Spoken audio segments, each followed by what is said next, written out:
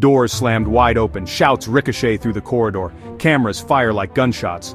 The Treasury Secretary bursts from a closed-door briefing, tie crooked, papers clenched, face burning red. Scott Bessent isn't walking, he's storming the battlefield. Reporters surge forward and he drops 5 words that freeze Washington mid-breath.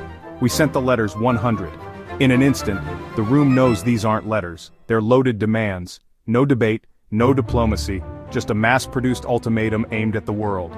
Renegotiate trade under US terms or face tariff rates not seen since the 1930s. The letters, according to Bent, will boomerang tariff rates back to April levels, some as high as 50%. But here's where the first contradiction lands. None of these countries had agreed to talks in the first place. Vietnam, Korea, and Mexico, yes, relying on US exports, but a majority of recipients silent. No replies, no outreach, no public concern. The implication, either they don't believe Trump will follow through or they've already moved on. That silence has teeth. According to Bloomberg's global trade trackers, more than 63 countries on Bessent's list now do more annual volume with China or India than with the US. That's not politics, it's arithmetic. So why would they negotiate a lopsided bilateral with Washington when they're already hooked into lower tariff corridors via BRICS? This isn't defiance, it's indifference. But here's what makes the timing especially volatile. Trump delayed the tariff trigger. Again, July 7th was the original deadline, then August 1st.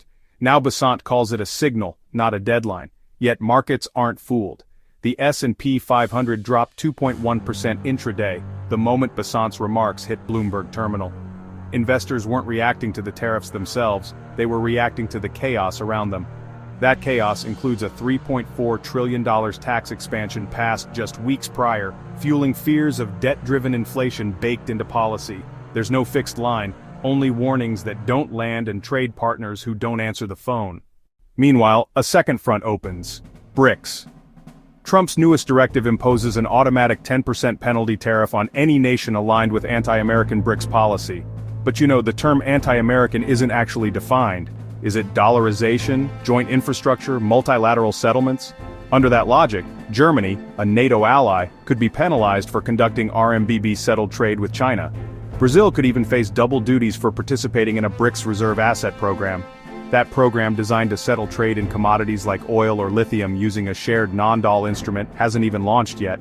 This isn't a line in the sand, it's a moving target painted on the backs of anyone who trades outside the dollar. And yet, Trump's pressure campaign reveals a deeper irony. The United States helped write the global trading order it now seeks to punish. The WTO, the IMF, SWIFT, even bilateral free trade constructs. These were built, funded, and policed by Washington for decades. Now, with BRICS forming a separate financial bloc, one rooted in non-dollar settlements and raw commodity trades, Washington's own framework is being turned against it. The same interdependence it once championed now becomes its constraint. Let's think deeply for a moment, because what Bessent calls a trade strategy is starting to look more like a containment doctrine with no boundaries. This isn't diplomacy. This is a shotgun wedding with a ticking clock and no groom in sight. Consider the raw numbers. Back in 2000, the G7 accounted for 70% of global GDP. Today it's just under 43%. And BRICS, they've climbed from 18% to 34%, and that number is still rising. China alone is projected by the IMF to make up 19% of global GDP by 2029.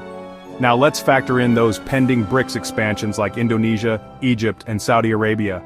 If they're formally admitted by 2026, the bloc could control over 46% of the world's productive capacity and more than half its critical mineral output. So what leverage does a tariff letter really carry in that kind of landscape?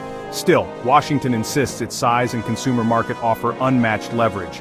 But, leverage cuts both ways. US importers rely on $3.1 trillion worth of foreign goods every year, according to US Census Bureau data. China alone, despite all those ongoing tariff frictions, remains the #1 source of US electronics, batteries, pharmaceuticals, and auto components. Sure, Bessent's tariffs may squeeze foreign exporters, but US producers will bleed right alongside them through higher input costs, fractured logistics, and retaliatory strikes. Retaliation is no longer hypothetical. In 2024 alone, China-BRICS trade hit 4.6 trillion yuan, or about 650 billion US, a 5.2% year-on-year increase according to China's Ministry of Commerce. And that's despite recession signals in Europe, rate hikes in the US, and a global downturn in demand. So just imagine the effect of even mild trade realignment under penalty tariffs. With a single executive order, Trump could force US allies to reroute supply chains toward BRICS, a pivot that once made probably won't reverse. And it's already happening.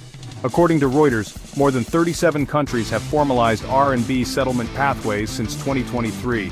The Gulf Cooperation Council just authorized UAN-based crude contracts. Brazil and Argentina now clear over 40% of trade with China outside of the US dollar. This isn't theory, it's rollout. The result, a marginal but persistent decline in dollar demand and with it a weakening Treasury bid. Let's test that claim. Bloomberg data shows that foreign purchases of US Treasuries fell by $289 billion in the last 12 months. The largest buyers, BRICS and their top partners. China's holdings alone dropped by $12 billion, its fastest drawdown since 2016. Why? Because with less trade in dollars, fewer dollars need recycling into bonds. Treasury demand collapses. US borrowing costs rise and Besant's boomerang begins to hit home. Beijing, however, isn't just divesting, it's accumulating gold. The People's Bank of China added 70,000 troy ounces in June alone, bringing its 8-month total to over 34.2 metric tons per official disclosures. This isn't about yield, it's about trust. Gold doesn't carry US political risk, sanctions risk, or debt ceiling theatrics, and that's precisely what makes it attractive to BRICS. Irony alert. A metal Washington once demonetized is now the asset Beijing weaponizes. Even Europe's moving.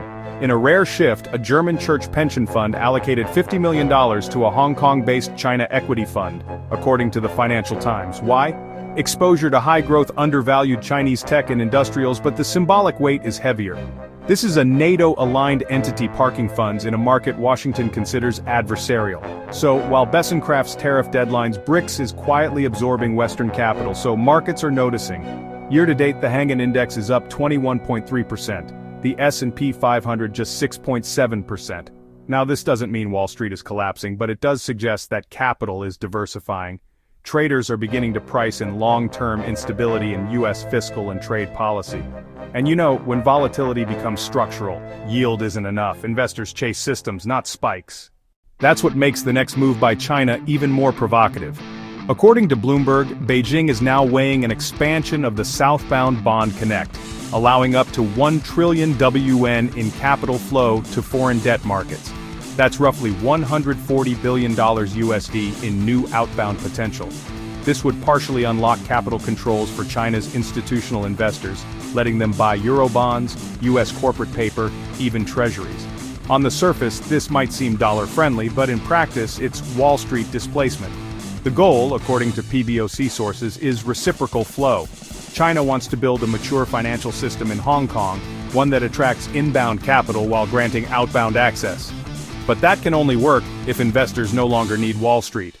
And with Hong Kong Stock Exchange preparing to list more sovereign BRICS bonds, the ecosystem is rapidly evolving into an independent platform, one that can grow without the US and eventually against it.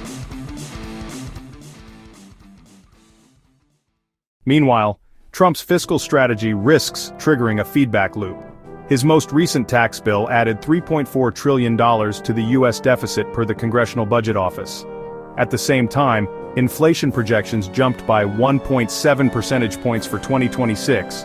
But you know, the distributional effects may be more politically toxic than economic. Data from the Joint Committee on Taxation shows the top 20% gain 2.3% in annual income under the new law. The bottom 20% lose 2.3%. So as tariffs drive prices up, the purchasing power of the bottom collapses just as the wealthy move assets offshore. So what happens when the middle class can't consume? Growth stalls, retail freezes, small business investment declines. This isn't just theory, it's the 1970s playbook with new actors. Layer and tariff-driven inflation of 15 to 20% as projected by the Peterson Institute. If August rates take effect, and the pressure on household budgets could become unsustainable, and yet the BRICS blockade continues expanding credit softening rates and subsidizing trade. The contradiction is sharp. The US tightens, the BRICS accommodate. And the final twist, this entire breakdown may have been built in the same lab that once funded globalization. The US exported the very system BRICS now uses to unseat it. Trade corridors, digital payment rails, dollar alternatives, even infrastructure templates. It's not a coup, it's a remix. And if the US continues to threaten rather than compete, it won't be tariffs that isolate it, it'll be gravity. Will BRICS back down? Will Trump recalibrate? Or are we watching the final fracture of the old trade world? Let us know in the comments. We're glad you're enjoying this video. Please like and subscribe. Check out another video that is now on your